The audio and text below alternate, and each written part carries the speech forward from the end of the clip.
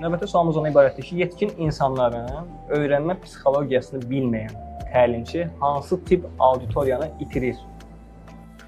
Bu illər ərzində məsələn minlərlə çox auditoriyalarla iş fəaliyyətim olub, təlim olub, həm də yeni gəlmişəm, həm nəzəri, həm praktik olaraq. Mən həmin o sualımıza əsasən həmin itirdiyimiz qrupu 3 qrupa bölürəm. Aha. Birinci qrup mənim ilk təlimlərə başladığım dövrlərdə. Birinci qrup ən çətin qrup saydığım, yenə deyirəm bu öz şəxsi fikrimdir.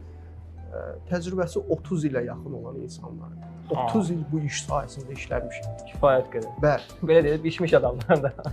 Təsəvvür mən ilk dəfə təlimə qoşulanda, yəni təlimi tədris eləyəndə həmin işçinin bir sual oldu ki mənə, Rəşən müəllim, neçənci ilsiz? Dedim mən 1994-cü iləm.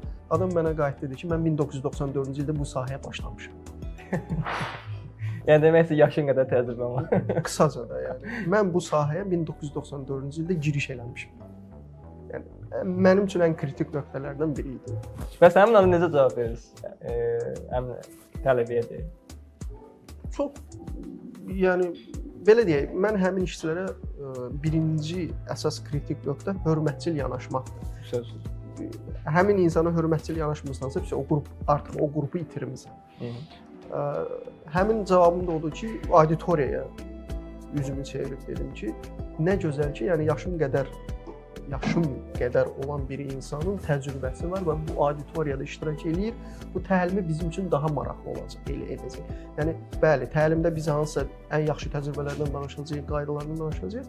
Amma burada elə bir şəxs iştirak eləyir ki, 30 ilə yaxındır, 30 ildən çox da təcrübəsi var və bu bizim təlimimizi daha da maraqlı eləyəcək, daha maraqlı bir şeylər qatacaq. Bu insanda birinci növbədə məsuliyyət hiss elətdirir qarşısındakı insan. İkinci növbədə ona hörmət bəsləndiyini hiss elətdirir ki, mən burada vacib insanam.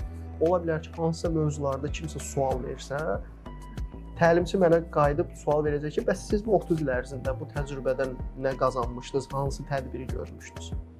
Məsələn, insanı elə bir qazandırırsın.